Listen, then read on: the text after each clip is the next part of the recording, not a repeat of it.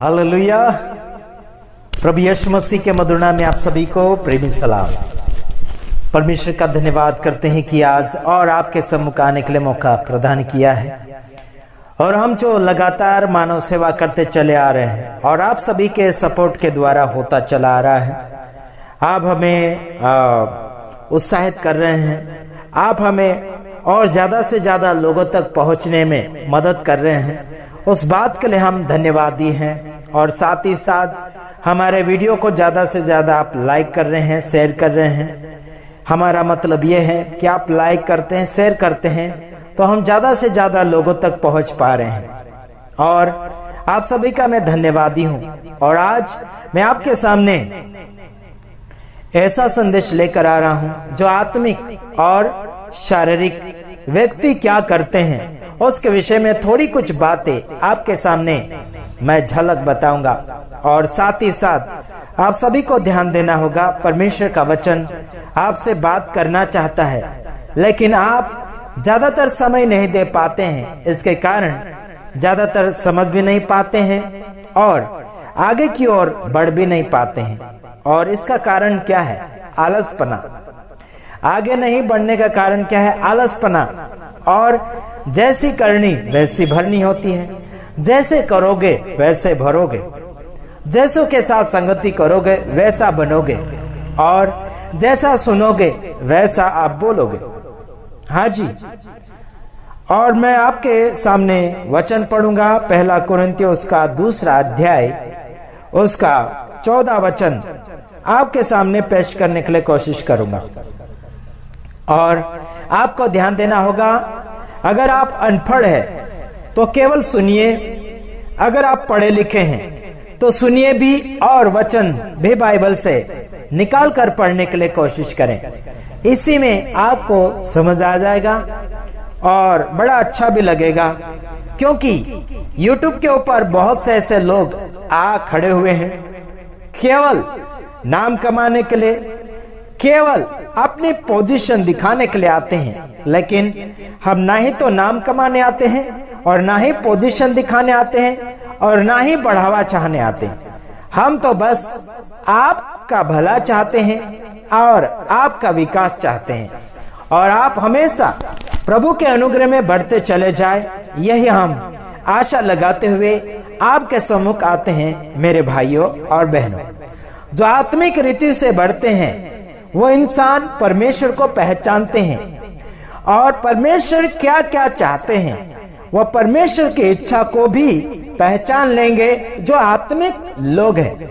बल्कि जो शारीरिक व्यक्ति यानी शरीर की इच्छा के अनुसार और संसारिक के भावों में, संसारिक के व्यवस्था, संसारिक के नियमों में चलता चला जाएगा, वो व्यक्ति बस प्रभु से दूर होता चला जाता है। तो ध्यान दीजिएगा मेरे भाइयों और बहनों,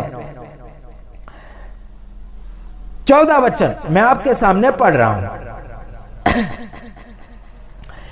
परंतु शारीरिक मनुष्य परमेश्वर के आत्मा की बातें ग्रहण नहीं करता, क्योंकि वे उसकी दृष्टि में मूर्खता की बातें हैं और न वह उन्हें जान सकता है, क्योंकि उनकी जांच आत्मिक रीति से होती है।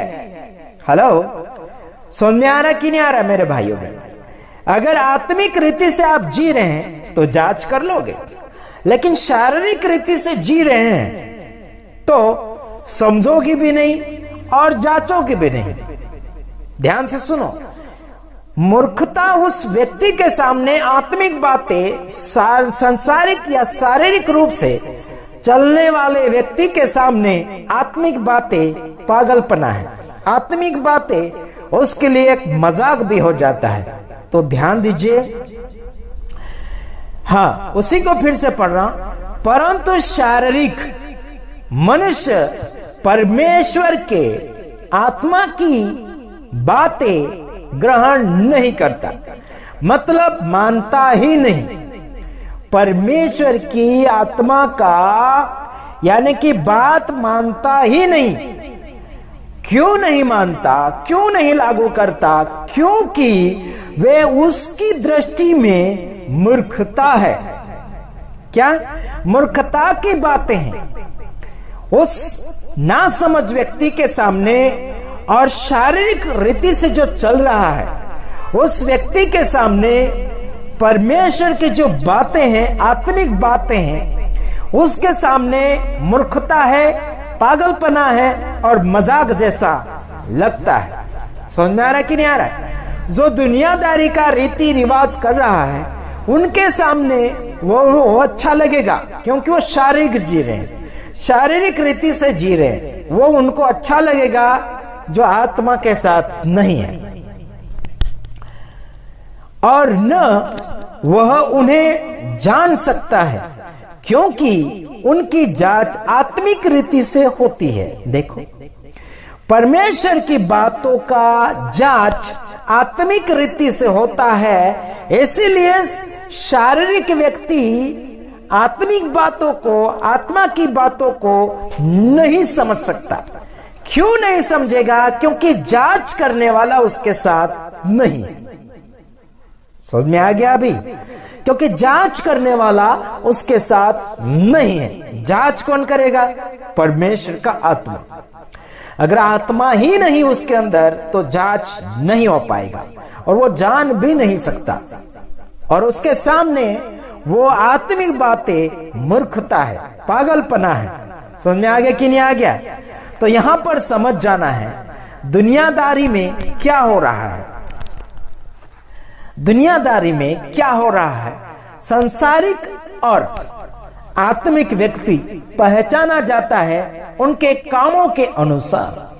जो दुनियादारी का रीति रिवाज, परंपरा, साल, पर्व, गुड मॉर्निंग, गुड नाइट, ये सब बोल रहे हैं, ये सब सांसारिक है। अभी तक आत्मिक रीति से चलना नहीं जाना, बस दुनिया को ही मान सम्मान देते चले जा रहे हैं। चाहे मेरे आप फॉलोवर हो, चाहे मेरे करीब वाले हो, चाहे मेरे और मित्र हो, मैं आप सभी का दुश्मन नहीं हूं। मैं आप सभी का भला और विकास चाहता हूं। अगर आप ऐसे सब कुछ कर रहे होंगे तो ध्यान पूर्वक आप सुधरने के लिए कोशिश करें। इसमें आप मुझसे दुश्मनी मत लीजिए, और परमेश्वर की शिक्षा तो शिक्षा है।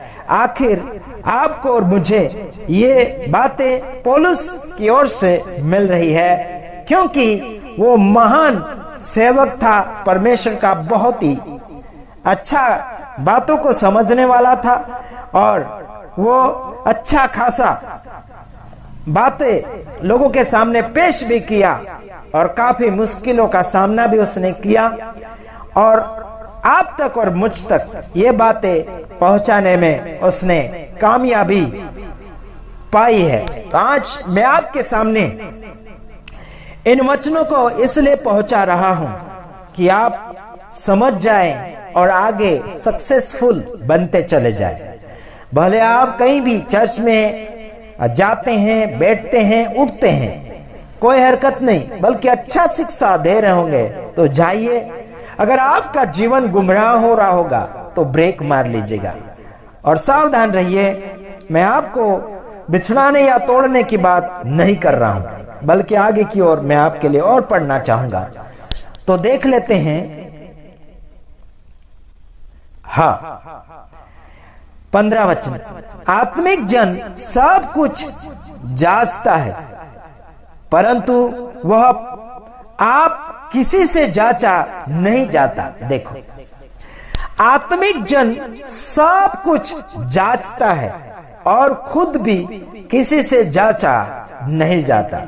खुद भी अपने आप को चेक कर लेता है और दूसरों को भी चेक कर लेता है। उसे कहते हैं आत्मिक जन। आत्मा की अगुवाई में चल रहे हैं, आत्मा के कहने पर चल रहे हैं, उसे कहते हैं आत्मिक जन, है ना। जन का मतलब खुदा का बंदा, परमेश्वर का एक चुना हुआ अंश है, उसका नियमित चलने वाला व्यक्ति जन कहा जाता है। मेरे भाइयों बहनों, परमेश्वर के लोग, अलग किए हुए चुने हुए लोग और संसारिक बातों से बाहर आकर जीने वाले व्यक्ति जन होते हैं। परमेश्वर के आत्मा की अगुवाई में चलने वाले आत्मिक जन होते हैं। शारीरिक जन दुनियादारी की बातों में समझौता करते हुए चलते चले जाएंगे और उन्हें वहां पर बहुत कुछ मजा आने की संभावना हो जाती है, बल्कि आत्मिक में बहुत कठिनाइयों को झेलना पड़ता है, सामना करना पड़ता है, बहुत कुछ संघर्ष करना पड़ता है, मेहनत करना पड़ता है आत्मिकता में। और सांसारिक में कुछ भी मेहनत करने की जरूरत नहीं पड़ती, उसमें आसानी से गलत चीजों में चले जाते हैं, गलत कामों में चले जाते हैं और गलत भावनाओं में आसानी से चले जाते हैं। बल्कि अच्छी भावनाओं में जाने के लिए मेहनत चाहिए, पवित्रता में जाने के लिए मेहनत चाहिए, बल्कि पाप में जाने के लिए कुछ भी मेहनत नहीं। पल भर, सेकंड भर में आप पापी बन सकते हैं और धर्मी बनने के लिए सालों साल बीत जाएंगे तो भी धर्मी जैसा नजर बहुत कम आता है।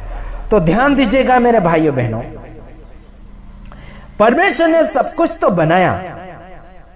एक बात आपको कहना चाहूंगा, यीशु मसीह पवित्र है, वैसे आपको और मुझे भी पवित्र बनना है।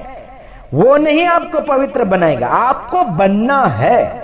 आपके काम अगर अच्छे बनते चले जाएंगे तो आप पवित्रता में बढ़ते चले जाएंगे, क्योंकि वो पवित्र है। तो आपको और मुझे भी पवित्र बनना ही पड़ेगा।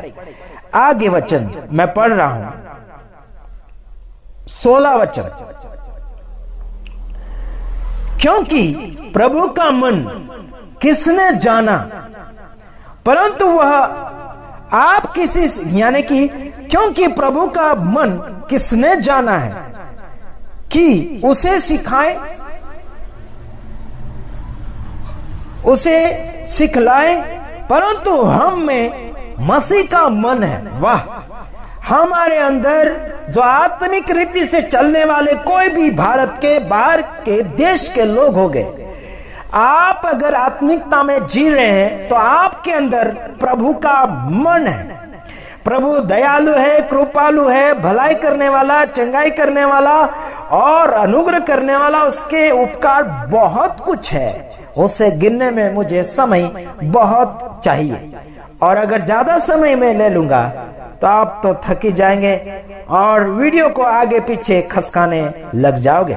इसीलिए मैं ज्यादा समय नहीं लेना चाहता हूं और आपको कहना चाहता हूं, शारीरिक व्यक्ति का काम परख में आ जाएगा और आत्मिक व्यक्ति के काम परख में आ जाएंगे। जो व्यक्ति अपना ही फायदा चाहता है वो शारीरिक व्यक्ति होता है, और जो व्यक्ति दूसरे का फायदा, दूसरे का भला चाहता है, वो व्यक्ति आत्मिकता में गिना जाता है, तो उसे भला व्यक्ति कहा जाता है। और बुरा व्यक्ति उसे कहा जाता है जो किसी का भला ही नहीं चाहता, वो व्यक्ति बुरा होता है। तो आइए हम इस वीडियो को यहीं पर समाप्त करना चाहते हैं और दूसरे वीडियो में आ रहे हैं। तब तक ले आपको यहीं पर विराम करना होगा। Okay, God bless you. प्रभु आप सबको आशीषित करें।